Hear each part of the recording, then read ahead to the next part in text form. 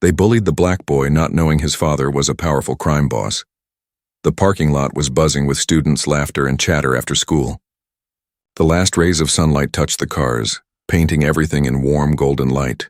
Among the crowd of cheerful teenagers stood Malik, a quiet boy with his hood pulled up, a backpack slung over one shoulder, and his eyes set firmly on the ground. He looked like he wanted to disappear, like the world was too heavy for him to carry. Malik was used to this feeling. Every day he walked through the school hallways as if he were invisible, and yet somehow he was always seen by the wrong people. He did not have the expensive sneakers, the newest phone, or the fancy car that most of the popular boys flashed around. He did not smile much, and he did not try to fit in. For that reason, he became an easy target. A group of boys in varsity jackets spotted him. They were the kind of kids who ruled the school, who walked with their heads high because they thought no one could touch them. They laughed loudly, joked carelessly, and lived as if the world belonged to them. When they saw Malik, their laughter shifted into whispers and smirks.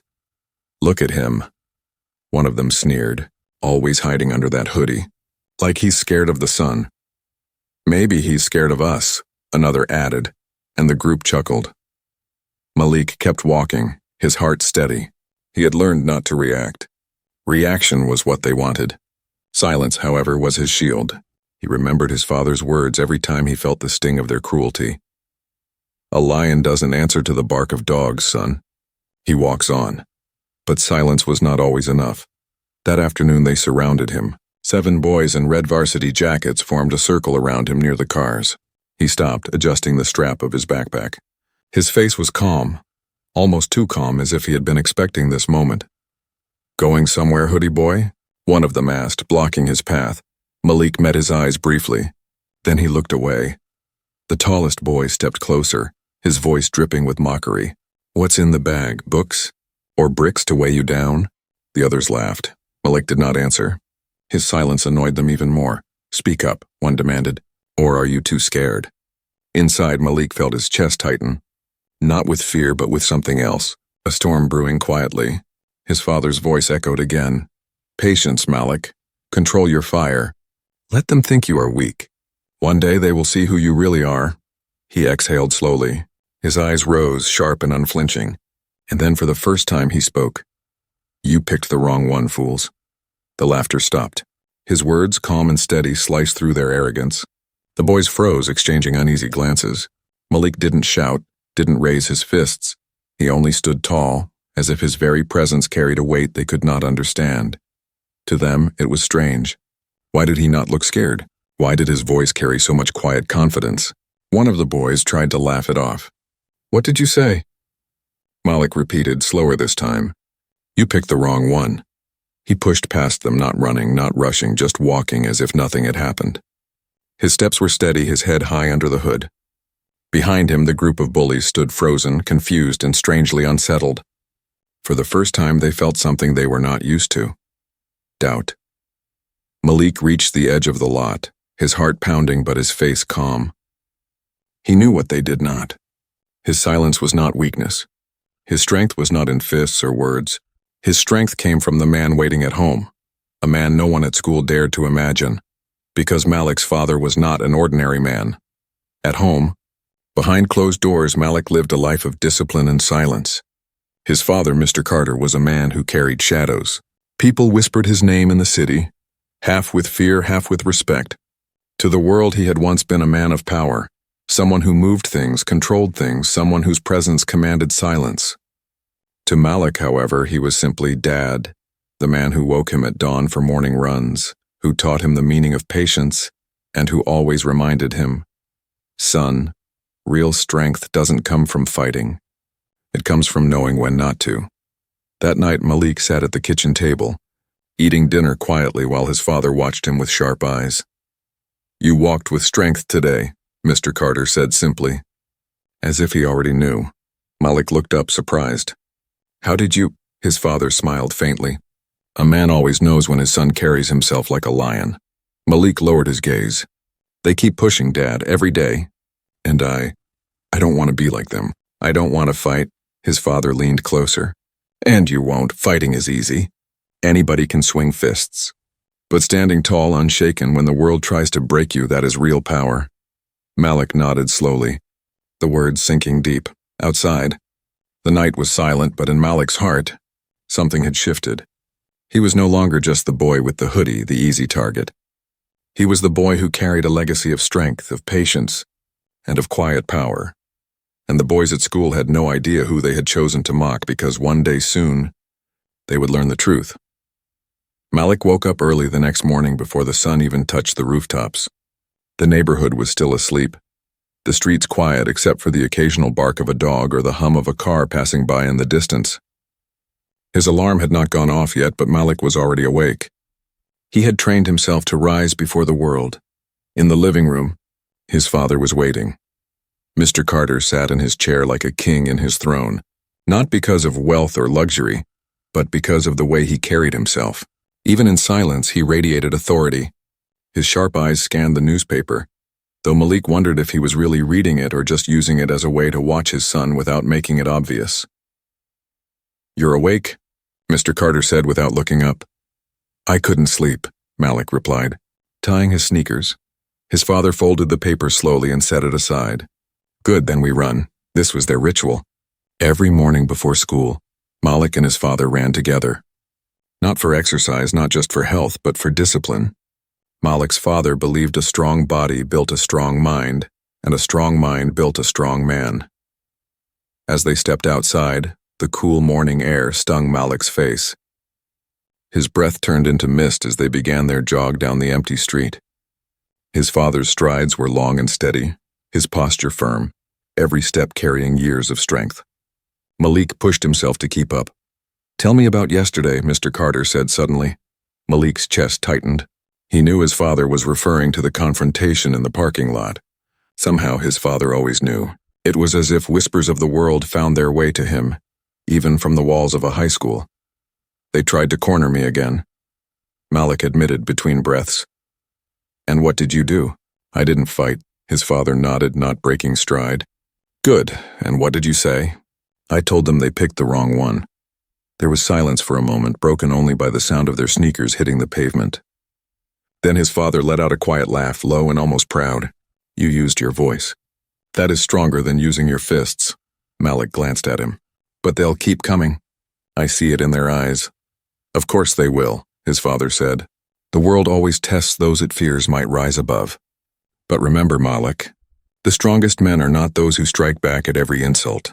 The strongest are the ones who stand so firm, their enemies exhaust themselves trying to break them." They ran in silence after that, but Malik's heart felt lighter. His father's words always carried weight, not like lectures, but like truths carved into stone. When they returned home, Malik showered and prepared for school. He slipped his hoodie over his head again, his armor against the stairs and whispers. As he looked into the mirror, he saw more than just a quiet boy. He saw a reflection of his father's strength, a shadow of his discipline. At school, things were tense. The boys in varsity jackets avoided him in the morning, whispering among themselves. They didn't laugh as loud when he walked by. It wasn't fear yet, it was curiosity. Who was this boy who stood so calm when surrounded? Who was he to call them fools without flinching? Malik sat alone at lunch as usual, pulling out his book. Reading was his escape, his way of building a world beyond these walls. He noticed glances from the other tables. Some students looked at him with pity, others with quiet respect. He didn't mind either way. He had learned long ago that people's opinions were like wind, always changing, never permanent. The bullies, however, could not let it go. The leader, a boy named Jason, slammed his tray down across from Malik.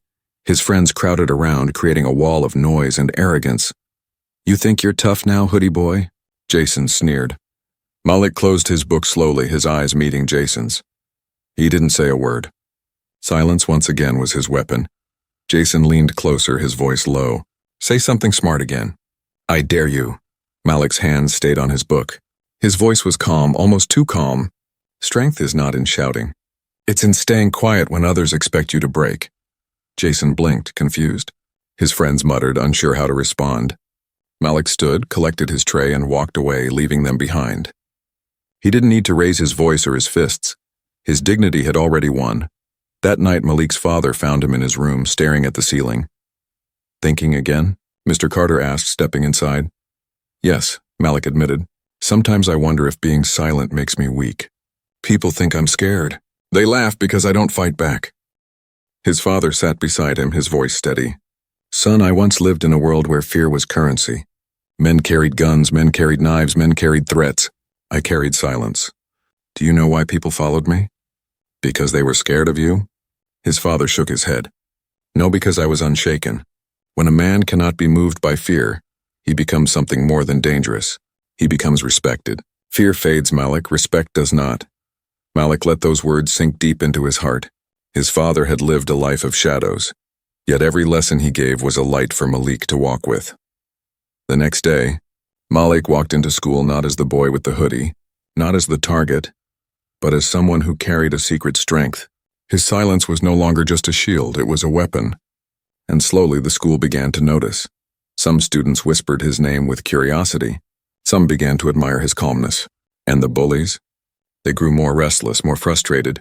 Because every insult, every shove, every laugh bounced off Malik like rain on stone. He wasn't fighting back.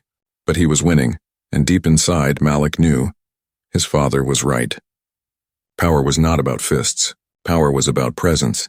The cafeteria was always the loudest place in school. Trays clattered, laughter echoed, and voices bounced from wall to wall. For most students, it was a place to relax, to sit with friends, to gossip about teachers and weekend parties. For Malik, it was a battlefield he had to cross every single day. He usually sat in the far corner, away from the noise, his hoodie up, his book open, his tray untouched for the first 10 minutes until the chaos around him settled. To most people, he looked invisible. But to Jason and his crew, Malik was never invisible. He was their target, their entertainment, their way of proving power to the rest of the school. That day, Jason was in a foul mood. His team had lost a game the night before, and he needed someone to take it out on. His eyes scanned the cafeteria, and they landed on Malik. A smirk spread across his face. Watch this, Jason muttered to his friends as he grabbed his tray. They followed him, eager for the show. Jason marched across the cafeteria, the sound of his footsteps getting louder as he approached Malik's table. Students turned their heads, whispering, already knowing what was about to happen. Jason stopped in front of Malik, towering over him. Malik didn't look up. He calmly turned a page in his book as if Jason didn't exist. You still hiding in that hoodie? Jason mocked, his voice dripping with cruelty. What's the matter? Afraid someone will see the fear on your face? Malik didn't move. His silence was sharp, cutting through Jason's words. Annoyed, Jason slammed his tray down, spilling food across Malik's table. The cafeteria went silent. All eyes were on them now. Malik finally looked up. His gaze was steady, his face calm. Why do you try so hard? Malik asked quietly. Jason frowned. What? Why do you try so hard to break me? Malik repeated, his voice even. The cafeteria erupted in whispers. Jason's face flushed. He hadn't expected Malik to speak, let alone to question him in front of everyone. You think you're better than me? Jason snapped.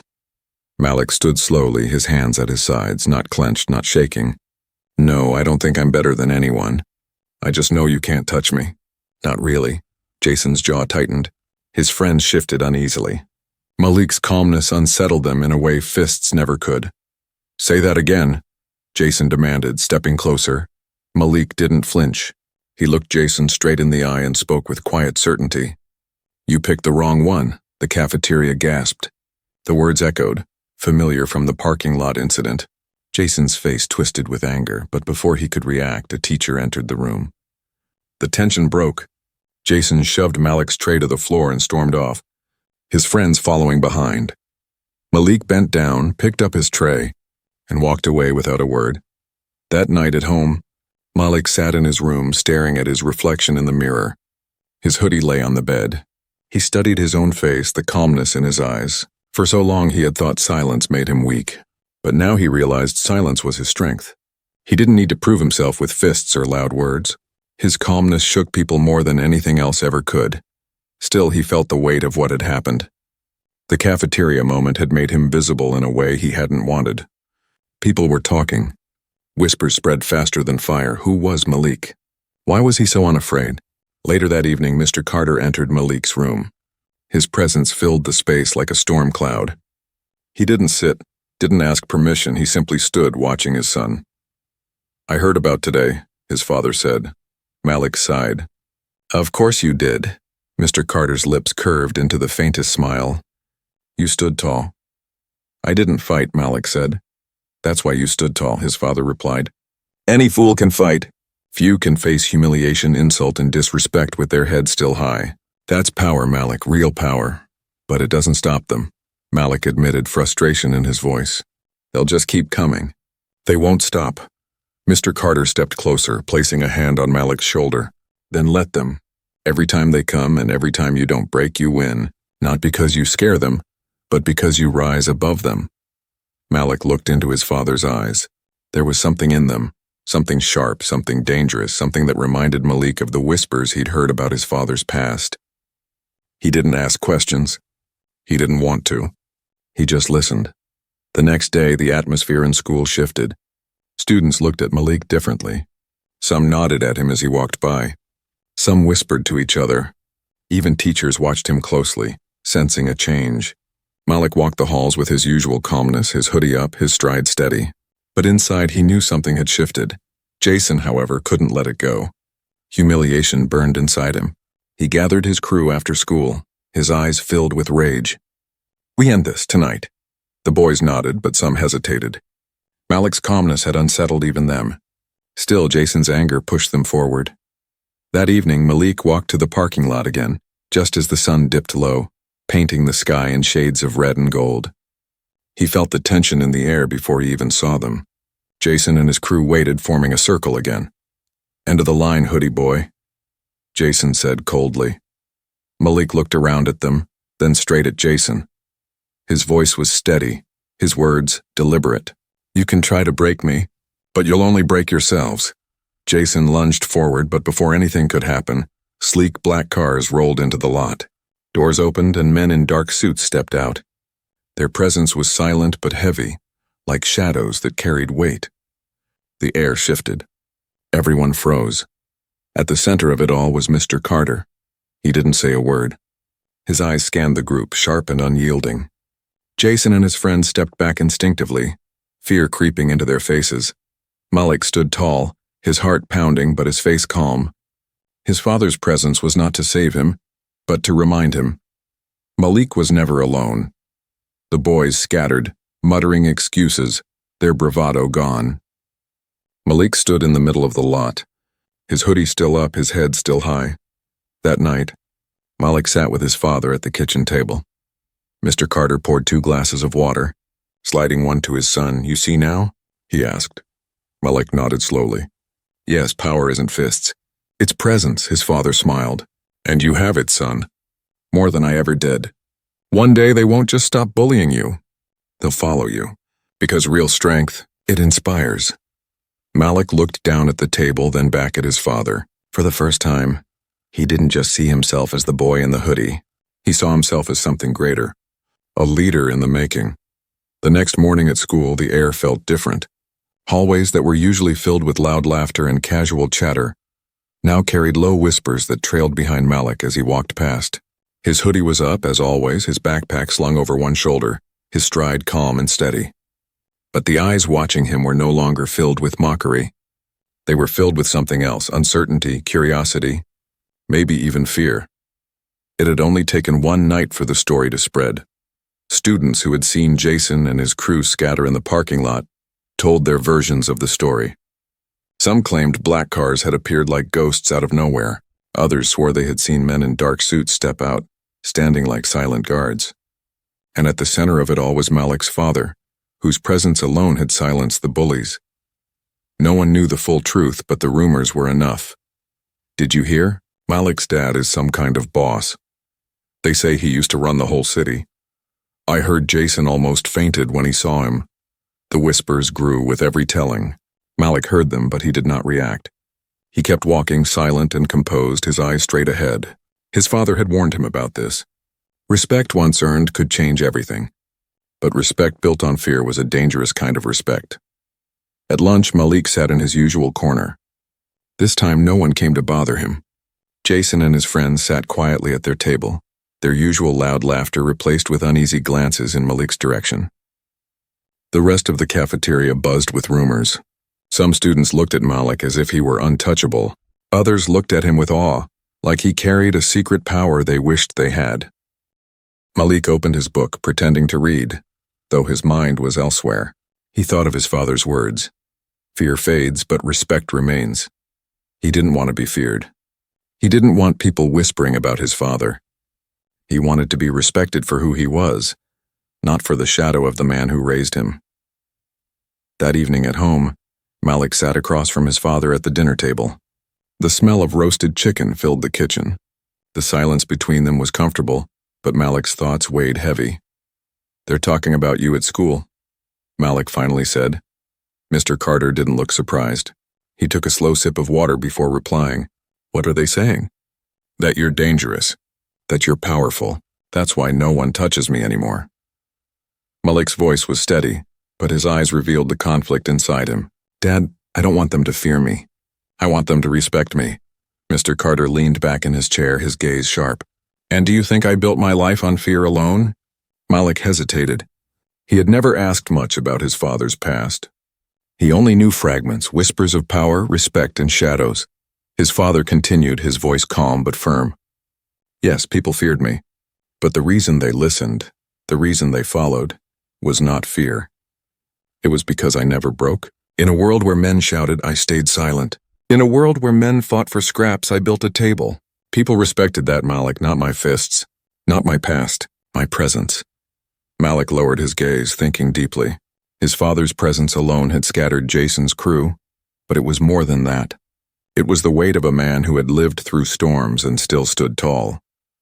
"Son," Mr. Carter said softly, "you don't have to carry my shadow. You will build your own, and when you do, people will not whisper about me. They will speak of you." The next day, Malik walked into school with those words in his heart. The whispers continued, but he felt stronger now. He sat through his classes, calm and focused, while others stole glances at him. Even teachers seemed to look at him differently, as if unsure how to approach the quiet boy in the hoodie. During gym class, the tension finally surfaced. Jason, red-faced and restless, approached Malik in the locker room. His crew followed, though they looked less confident than usual. "You think you're better than me now?" Jason hissed, his voice low but trembling. Malik tied his sneakers, then looked up slowly. His gaze was steady, unflinching. "I don't think I'm better than you. I just don't need to prove myself to you." Jason's fists clenched. "You think your daddy scares me?" Malik stood, his voice calm. "He doesn't have to scare you." "That's your choice." The words hit harder than any shove or punch could. Jason's face twisted, but he didn't move. His crew shifted uncomfortably, their loyalty shaken. Malik walked past them without looking back, leaving silence in his wake. For the rest of the week, Jason avoided Malik. His friends followed suit. And the whispers in the hallways began to change. They were no longer just about Malik's father. They were about Malik himself. He doesn't even fight back. He doesn't need to. Look at how calm he is. It's like nothing gets to him. Respect was slowly replacing fear. One afternoon, as Malik walked home, a younger student ran up to him. He couldn't have been more than 12 or 13, his backpack bouncing as he hurried. "Hey," the boy said shyly, "I saw what you did in the cafeteria last week. You didn't back down, even when Jason was yelling at you." Malik stopped, surprised. "And?" The boy shifted nervously. "And it was cool. I get picked on too. But seeing you stay calm like that, it made me think maybe I don't have to fight either. Maybe I can just be me." Malik looked at him for a long moment, then placed a hand on his shoulder. "You don't have to be like them. You don't have to prove anything. Just stand tall. That's enough."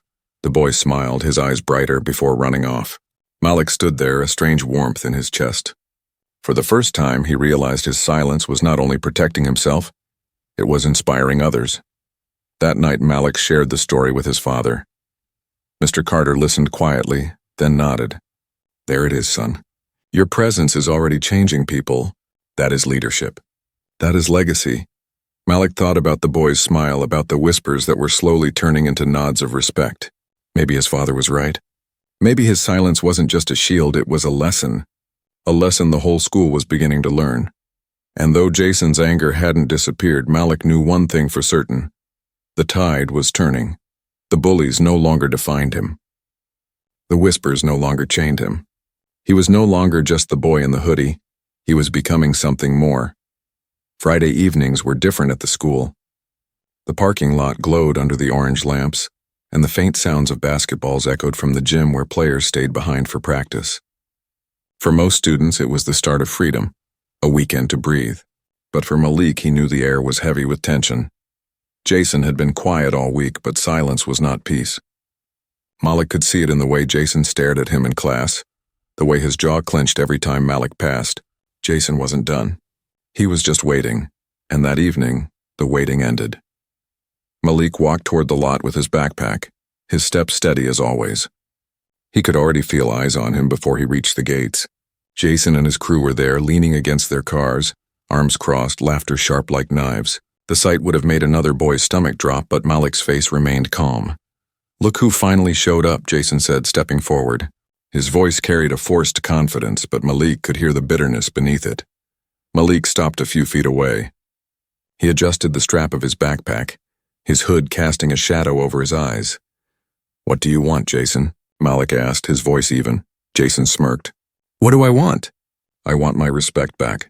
You think you can make me look weak in front of everyone? Not a chance." The other boys muttered in agreement, but Malik noticed the hesitation in their eyes. They weren't as sure as Jason was. They had seen too much change in Malik.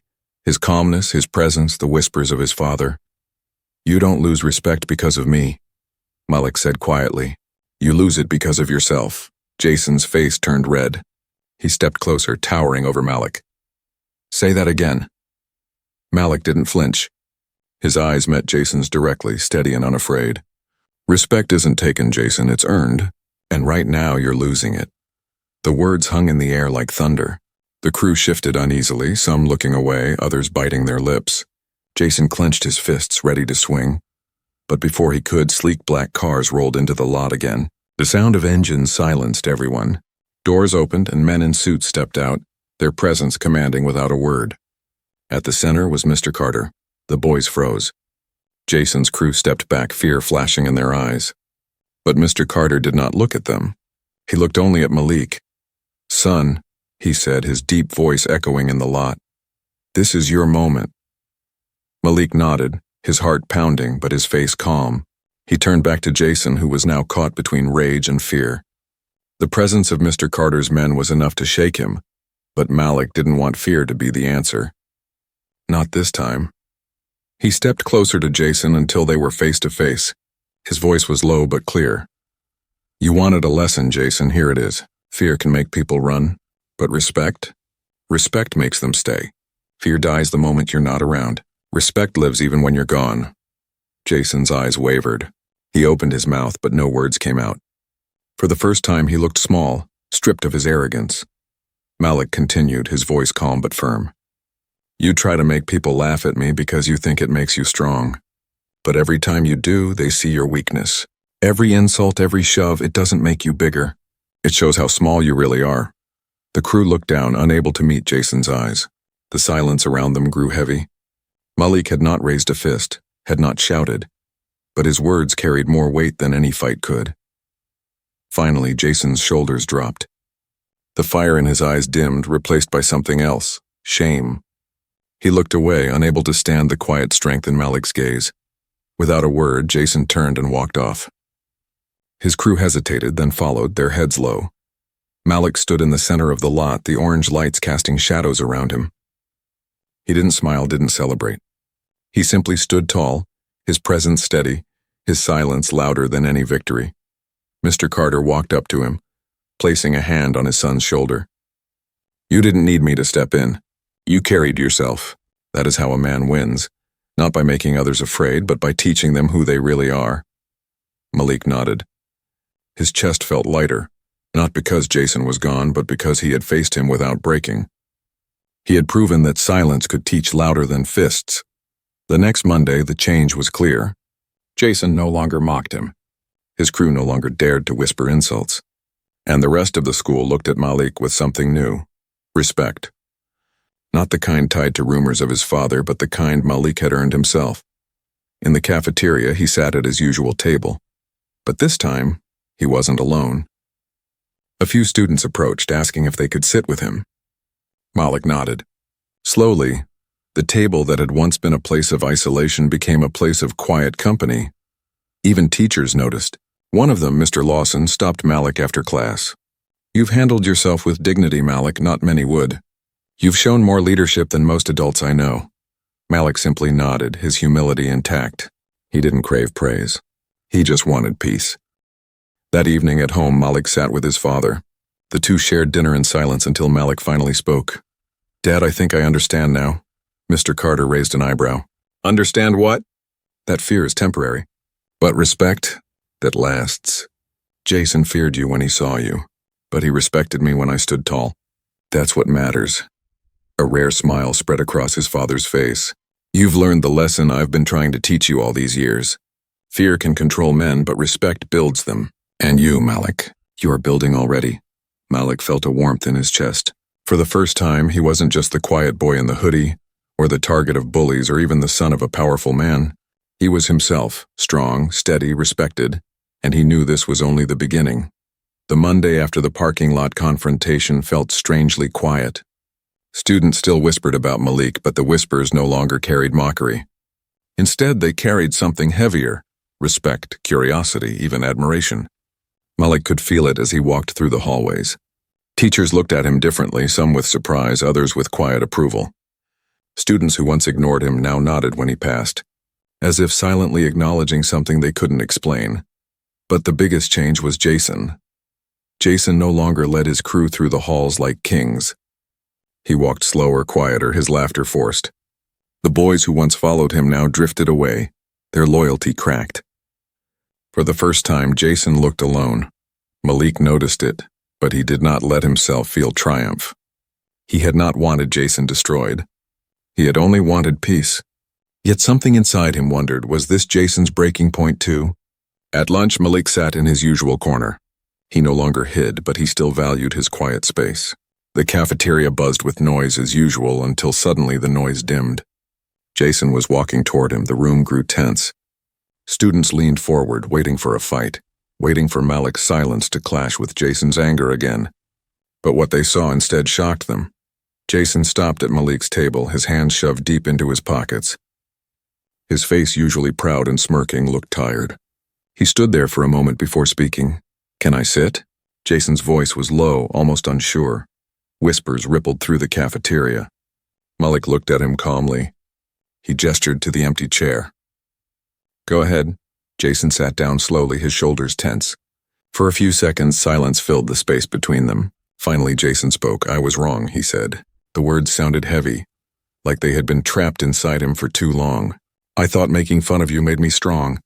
I thought if everyone laughed at you, they'd respect me more." He paused, his voice faltering.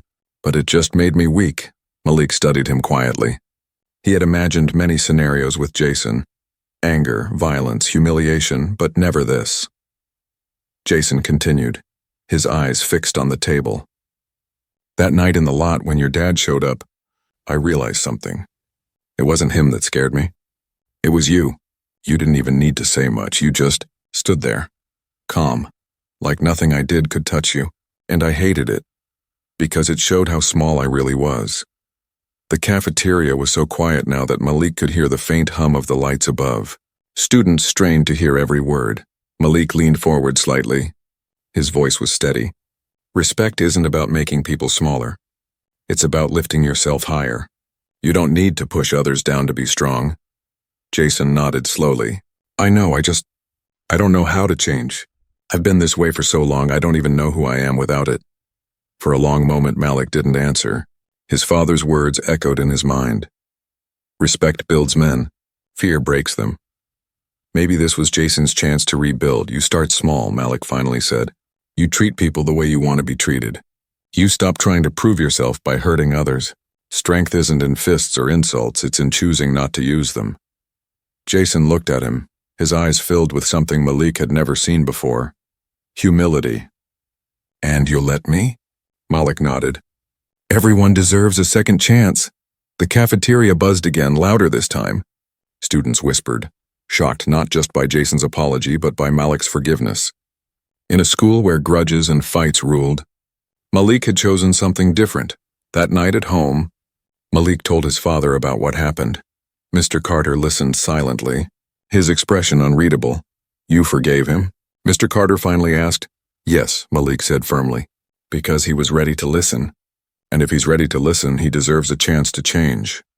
Mr. Carter's eyes softened, pride hidden beneath his calm exterior. "You are already greater than I ever was, Malik. I built a life on silence and presence. But you are building a life on forgiveness. That is a power stronger than mine." The following weeks at school confirmed it. Jason was different. He didn't become Malik's best friend, but he stopped mocking others. He spoke less, listened more. Sometimes he even nodded at Malik in the hallway, a silent acknowledgement of respect. His crew had scattered, but Jason seemed lighter without them, like a weight had been lifted. Other students noticed too. Slowly, the school began to shift. Bullying didn't disappear, but it lost its power. People started to realize strength wasn't in cruelty, it was in dignity. And that change began with Malik. One afternoon, the younger boy who had once thanked Malik for inspiring him came up again. This time he was smiling even wider. "Jason helped me with my math homework today. He didn't make fun of me. He just helped. I think he's really changing." Malik smiled softly. "That's good. Everyone deserves to grow." By the end of the semester, Malik was no longer just the boy in the hoodie. He was the boy who had turned silence into strength, who had turned fear into respect, and who had turned an enemy into someone capable of redemption. And though his father's shadow would always be part of his story, Malik knew now that his legacy would be different. His father had taught him strength, but Malik had discovered something even greater: compassion. The semester drew closer to its end, and the school began to feel different. What had once been a place of laughter, built on cruelty and power games, was slowly changing into something else. Malik had not planned it. He had not asked for it. But somehow, simply by standing tall in silence, he had shifted the way people thought about strength. It began with small things. Fewer students were mocked for their clothes. The laughter that once echoed at the expense of the quiet kids now died out quickly. Jason, who had once led with arrogance, no longer carried himself as a king. He walked the halls like any other student, quieter, humbler, even approachable. The same Jason who once shoved Malik in front of everyone was now holding doors open for younger students. Malik noticed these changes, but he did not boast. He carried himself the same way he always had. Hoodie up, stride steady, eyes calm. But people no longer looked at him as weak.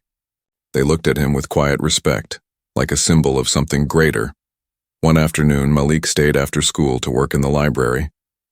The room was nearly empty, quiet except for the soft sound of pages turning. As he gathered his things to leave, the librarian stopped him. "Malik," she said warmly, "you've become a role model here. I hope you know that." Malik tilted his head, surprised. "A role model?" She nodded. "Students talk. They've noticed how you carry yourself. Even when people tried to break you, you stayed calm. And now, they look at you differently. Some even try to be like you." Malik felt a strange warmth in his chest. He hadn't tried to lead anyone. He had only tried to survive. But maybe his father was right. True strength doesn't need to announce itself. It simply is, and people follow it. That night, Malik walked into the living room at home. His father sat in his usual chair, a book in his hands. The shadows of the lamp stretched across the room, painting everything in gold and black. "Dad," Malik began softly, "do you think people can really change?" Mr. Carter looked up slowly. His eyes, sharp yet kind, studied his son. "Yes, I've seen men who lived in darkness find their way to light. But only if they want to change." Malik nodded. "Jason is changing. He's different now." His father leaned back, folding his arms. "Because of you." "Because I forgave him," Malik corrected. Mr. Carter smiled faintly. "Forgiveness is a strength greater than power. It's something I never mastered, but you are building a legacy not on fear, not even on silence, but on compassion. That is rare." Malik sat quietly for a while, his father's words settling deep inside him. He realized then that he wasn't just his father's son. He wasn't just the boy in the hoodie. He was someone new, someone carving a path of his own. The true test of his growth came during the final week of school. There was a school assembly, the gym filled with hundreds of students and teachers. Malik usually blended into the crowd during these events, sitting quietly in the back. But this time the principal did something unexpected. "I want to take a moment," she announced, "to recognize a student whose quiet strength has inspired many, someone who has shown us that leadership is not about power or fear, but about respect. Malik Carter, please stand." The gym erupted in whispers. Malik's heart pounded, his palms sweaty. Slowly he stood, his hoodie still on. Every eye in the gym was on him, but this time he didn't feel small. He felt steady. Students clapped, some cheered.